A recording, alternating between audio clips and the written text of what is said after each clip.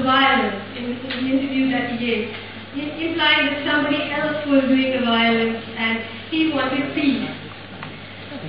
But my own feeling as a writer is that all of language has been hollowed out.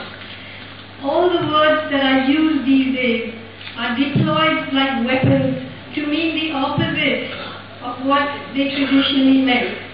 Obviously, words like freedom and words like development and all of that. But I want to submit to you that the word war,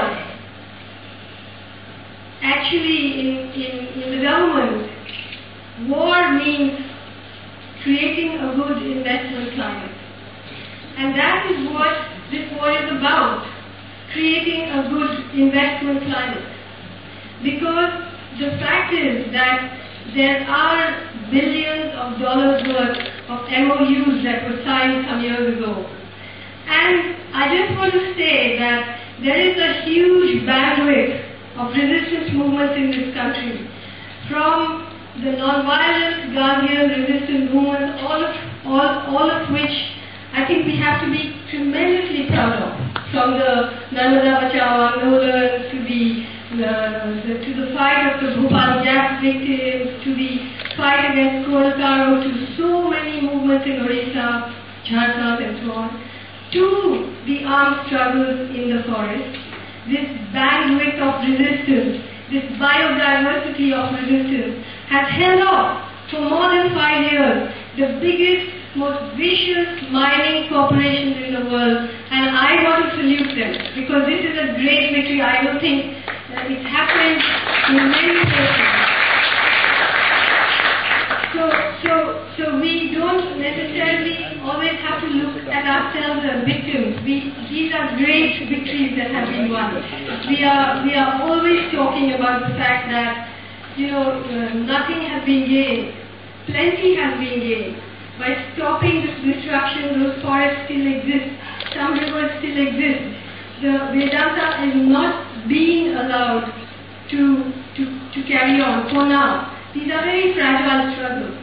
But I think we do need to understand that we are getting somewhere. As Kavita said, today the CRPF jawans that were killed in the forest, because there is a kind of binary that is being created, and it is not being created by argument. It's being created because this war is something that the government needs in order to push people off their land. I sometimes think that the most honest reporting that is ever done is done in business papers, because they are so unself-conscious. They've lost, they've lost perspective in some way. So in Business Week, there's a lovely article which says, not only of these areas, but anywhere else in the country. Not only tribal people, but to us. All of us are for them, but the question is, what is required to be done for their welfare? What changes in government policies need to be made? How to be made? I want to say, with all the emphasis at my command, nationalism is not enough in a democratic country. In Nepal, CPM House were fighting in Kulka Wars, but why? Because it was being run by a monarchy. They were against monarchy. They wanted democracy. And as soon as they were able to have democracy accepted, they fought elections and won so many seats that their leader became the Prime Minister of Nepal.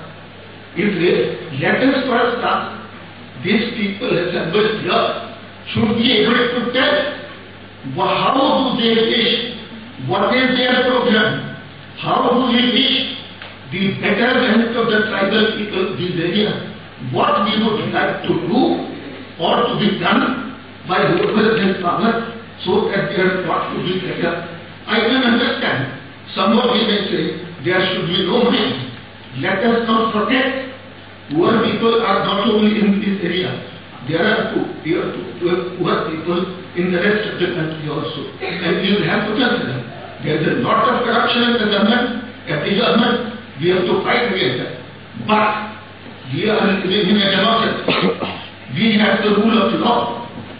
We therefore, civilization requires democracy and rule of law. And we can't, how can we even give our silent approval to the overthrow of the state by armed struggle? Because I apprehend that by remaining quiet, we might be continuing to say that we have sympathy with what nationalized country. Let me tell you one more thing.